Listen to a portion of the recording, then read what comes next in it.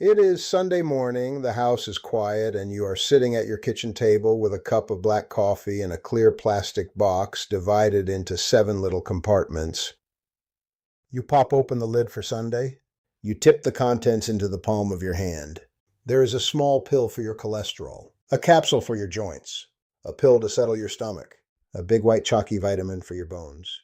You swallow them down one by one with a glass of water, and you feel a quiet sense of responsibility. You feel like a person who is doing exactly what they are supposed to do. You are following the rules. You are maintaining the machine. You believe with absolute certainty that these are healthy habits keeping your heart pumping and your body moving. But then Tuesday afternoon rolls around. You are sitting in your living room reading the paper, and you feel a heavy, hollow exhaustion settling into your bones. It is not the normal tiredness that comes from working in the yard or walking around the block. It is a dense gray fatigue that makes just getting out of your chair feel like a monumental task. A few nights later, you wake up at 3 in the morning in the pitch dark. Your calf muscle has seized up in a cramp so violent it makes you grit your teeth and grab the sheets. During the day, you walk into the kitchen and completely forget why you are standing there, while a quiet, creeping panic sets in about your memory. You rub your legs, you drink another cup of coffee to fight the fog, and you tell yourself it is just the calendar. You are over 60 or over 70, and you assume this is just the unavoidable cost of high mileage. You assume your body is simply wearing out. I used to tell myself that exact same story. My name is Harold Bennett. I'm 81 years old. I live in Scottsdale, Arizona, where the days are long and hot, and where it is very easy to blame your exhaustion on the afternoon sun. I grew up in Columbus, Ohio, watching men like my father work in manufacturing plants until their bodies simply gave out, never asking questions, never complaining, just accepting the decline as a fact of nature.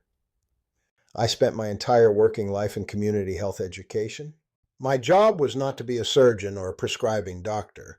My job was to take the complicated medical jargon that doctors used and translate it into plain English for working people. I used metaphors from construction sites, plumbing, and auto mechanics to help people understand how to keep their physical engines running. I taught people how to take care of themselves. And yet, a few years ago, I found myself sitting at my own kitchen table, staring at my own plastic pill organizer, wondering why I was doing everything perfectly right, and still feeling like a machine with a blown transmission. After my wife Margaret passed away in 2019, I became very diligent about my health. I did not want to become a physical burden to my children. So I built a daily routine out of what I genuinely believed were healthy habits. I took my pain relievers to keep my knees moving. I took my antacids so I could drink my coffee without heartburn. I took my heavy bone vitamins. I took my prescribed cholesterol medication. I thought I was protecting my foundation. I thought I was extending my independence. But I was losing ground rapidly. The bone-deep exhaustion was taking over my days. The nighttime leg cramps were ruining my sleep. I felt weak, foggy, and old in a way I had not anticipated. I thought my heart was just quietly failing. It took a visit from my son Daniel, who works as a physical therapist up in Denver, to break the illusion. Daniel came down for a weekend, and he watched me try to push myself out of a low armchair. He noticed how stiff my movements were, how washed out my face looked, and how I kept rubbing my calves. I gave him the standard excuse. I told him I was just getting old. Daniel did not accept that. He sat down across from me, pulled my plastic pill organizer across the table, and told me we needed to look at exactly what I was putting into the tank every morning. That afternoon, Daniel and I, along with my daughter Laura, who is a registered nurse and joined us on speakerphone, went through every single thing I swallowed every day. What they explained to me over the next hour completely changed how I understand medicine, aging, and the human heart. I learned that the very habits I thought were protecting my cardiovascular system were actually starving it. I was doing 5 specific things, 5 incredibly common routines that millions of older adults do every morning that were quietly working against my heart. The first healthy habit I had to completely rethink was how I manage my daily aches and pains. Like almost everyone my age, I kept a large, economy-sized bottle of ibuprofen in my medicine cabinet. My knees ache in the morning. That is just the reality of having 81-year-old cartilage. I thought taking one or two of those over-the-counter pain pills every morning before my neighborhood walk was a smart, proactive habit. Everyone knows that chronic inflammation is bad for your heart, so it felt like common sense to take a pill that reduced inflammation. I thought I was doing my heart a favor. Daniel explained that I had the logic entirely backwards. He told me that those common pain pills work by blocking an enzyme in the body that produces pain and swelling. But that is not the only thing they block. They also block a specific chemical that protects the inner lining of your blood vessels. That chemical is what keeps your arteries flexible, wide open, and safe from dangerous blood clots. By swallowing those pills every single day, I was wiping out the natural protective coating of my own cardiovascular system. I was removing the rust proofing from the pipes. Worse than that, taking those pills regularly causes your body to hold on to sodium and water, which slowly raises your blood pressure. 3 or 4 points on a blood pressure monitor might not sound like a crisis to a young person. But when you are over 60 and your arterial walls are already a little stiffer than they used to be, that chronic increase in pressure is dangerous. It is like running a garden hose on full blast with a kink in the line. Over months and years, that constant high pressure damages the walls of the blood vessels, forcing the heart to work significantly harder just to push the blood through the system. I thought I was helping my heart by keeping my legs moving, but the pill I took to make the walk possible was actually raising my risk of a cardiovascular event. I stopped taking those pills internally every day. Daniel switched me to a topical anti-inflammatory gel. I rub it directly onto the knee joint. It treats the pain locally, but it does not flood my entire bloodstream and strip the protection from my heart. But the pain pills were only the beginning. The second habit I had to confront was right next to the ibuprofen in my cabinet. It was my daily antacid. I had been taking one of those popular over-the-counter heartburn pills every morning for nearly a decade. I like to drink black coffee, I like to eat chili, and I figured that my stomach acid was the enemy. Shutting down that acid felt like a healthy way to protect my throat and my stomach lining. I thought I was fixing a plumbing leak.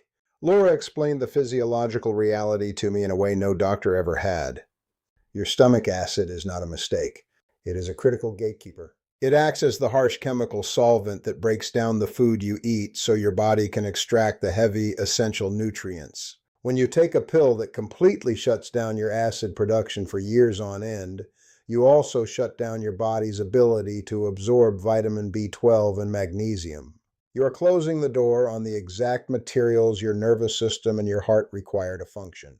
B12 is absolutely crucial for protecting your nerves and for metabolizing a specific amino acid in your blood that, if left unchecked, acts like sandpaper on the inside of your artery walls. Magnesium is the master mineral that regulates the electrical signals in your heart, keeping your heartbeat steady and calm. When your magnesium levels drop, the electrical system misfires. That was exactly what was causing my violent leg cramps at 3 in the morning. That was the source of the brain fog and the fatigue. I was taking a pill to stop a little temporary heartburn, and in exchange I was starving my heart muscle and my electrical system of their primary fuel. I worked with my doctor to slowly, carefully taper off that heavy acid blocker. It took time, but once my stomach was allowed to do its job again, and I started absorbing my minerals, the night cramps vanished entirely. Then there was the bone supplement. The third habit I had to break is the one that still frustrates me the most because so many well-meaning people are doing it right now. I was taking a massive calcium pill every morning. When Margaret was in her late 60s, her doctor told her to take calcium to protect her bone density. It was automatic. After she passed, I started taking it too. Calcium builds strong bones. It is a rule we learn in grade school. So I bought the big bottle, and I took it faithfully, assuming it was an automatic requirement for healthy aging, but I did not understand the rooting system of the human body. When you dump a massive, highly concentrated dose of supplemental calcium into your digestive tract, it enters your bloodstream in a sudden surge. Your body does not know what to do with all of that raw material at once. It does not automatically transport it to your skeleton. Instead, much of that excess calcium drifts through your bloodstream and settles into the soft tissues, specifically the walls of your arteries. It turns flexible, healthy blood vessels into rigid, calcified pipes. It is exactly like the hard, white, chalky mineral buildup you see clogging an old shower head. It narrows the passage. It forces the heart to pump against immense resistance. Laura explained that calcium is just the raw material. It needs a guide. It needs vitamin D3 to open the door and let it into the house, and it absolutely requires vitamin K2 to act as the traffic cop. Vitamin K2 is what tells the calcium to go into the bone and prevents it from settling into the arteries. Without K2, taking a massive calcium pill is like dumping a load of bricks in the middle of a highway and expecting them to build a house by themselves. They just create a dangerous roadblock. I was taking a pill to keep my skeleton strong, and I was quietly turning my arteries to stone. I stopped taking that standalone megadose of calcium immediately. I started focusing on getting my calcium naturally through my diet, and I made sure I was taking vitamin K2 and D3 so the minerals I did consume actually went to the right place. That brought us to the prescriptions. The fourth habit involved a medication I have taken for years and one that millions of you probably take as well. A statin to lower my cholesterol. Let me be perfectly clear right now. Statins are powerful, necessary medications for people with established heart disease. They keep the sludge out of the pipes. They save lives. I am absolutely not telling anyone to throw their prescribed cholesterol medication in the garbage. That would be irresponsible and dangerous. But what nobody told me, and what the quick, rushed 7-minute doctor appointments almost never cover, is that the medication takes something crucial away from your heart while it is doing its job. Statins work by blocking a specific chemical pathway in your liver that manufactures cholesterol. It shuts down the assembly line, but here's the catch. That exact same assembly line in the liver also produces something called coenzyme Q10 or CoQ10. CoQ10 is literally the cellular fuel that your heart muscle runs on. It is the spark plug for the engine. It is what gives your heart the energy to beat 100,000 times a day without stopping. When you take a statin every day for years, you successfully lower your cholesterol, but you also drastically reduce your body's production of CoQ10. You are forcing the most important, hardest working muscle in your body to run on half power. That depletion was the primary source of my bone-deep exhaustion. I was driving a vehicle with a perfectly clean fuel filter, but absolutely no gas in the tank. The engine was just running out of power. I did not stop taking my statin. I simply walked into the pharmacy, bought a high-quality CoQ10 supplement, and started taking it alongside my prescription to replace exactly what the medication was taking away. It is not a conspiracy by the medical establishment. It is just a blind spot in the system. Replacing that one piece of the puzzle brought my physical energy back in a way I had not felt in 10 years. And that led me to the fifth and final habit I had to break. It was the most insidious habit of all because it was not a pill in a bottle. It was the way I approached my own health care. It was my habit of silent compliance. I had fallen into the trap of looking at my body as a collection of completely isolated, separate parts instead of one connected living machine. If my knee hurt, I treated the knee. If my stomach burned, I treated the stomach. If my cholesterol was high, I treated the blood, and I assumed that treating one part had no impact on the others. But every drug, every supplement, every daily over-the-counter pill has a trade-off. They fix a leak in the kitchen, but they might be pulling water pressure away from the bathroom. My habit of silent compliance meant I never asked my doctor the most important question an older adult can possibly ask. What is this combination of daily pills doing to my body over time? The medical system is incredibly fragmented. We go to the heart doctor for the heart. We go to the gastroenterologist for the stomach. We go to the rheumatologist for the joint pain. We get a separate pill from each of them. But almost nobody is stepping back and looking at the entire circuit board to see if the wires are crossing. The standard medical appointment is designed to prescribe a quick solution for today's specific symptom. It is rarely designed to track what that combination of solutions quietly drains out of your body over the next 5 years. When Daniel and Laura mapped out everything I was taking, the reality was stark. I was taking a pill that stripped the protection from my blood vessels. I was taking a pill that starved my heart of its electrical minerals. I was taking a pill that calcified my arteries. And I was taking a pill that drained the fuel from my heart muscle. I was not sick with old age. I was depleted. I was treating symptoms while systematically starving the engine of its essential fluids.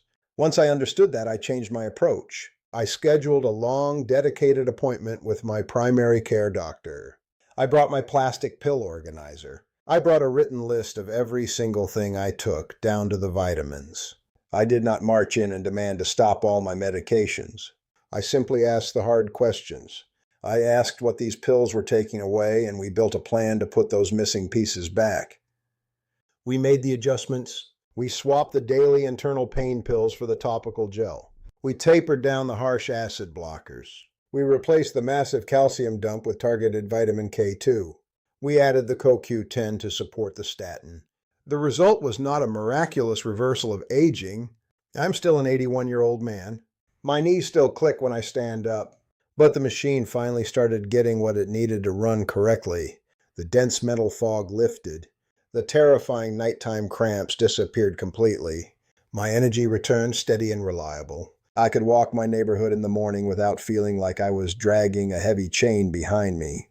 My heart felt stronger because it was finally running with the right fuel and the right electrical balance. After 60, your margin for error gets significantly smaller. Your kidneys filter a little slower. Your liver processes chemicals at a reduced rate. You cannot just throw a handful of different pills and supplements into the tank every morning and expect the engine to sort it out without complaining. But the incredible beauty of the human body is that it desperately wants to run well. It wants to heal. It just needs you to stop accidentally throwing sand in the gears while you think you're adding oil. You're not just fading away. The exhaustion you feel might not just be the calendar turning another page. You might simply be missing the basic, fundamental materials your body needs to function, drained away by the very habits you thought were keeping you healthy. The next time you sit down at your kitchen table on a Sunday morning and open that clear plastic pill organizer, stop for a minute.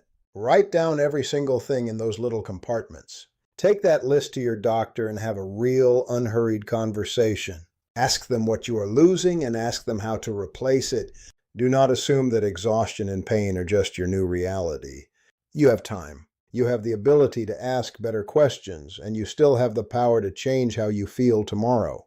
I am Harold Bennett. Take care of yourselves, and I will see you next time.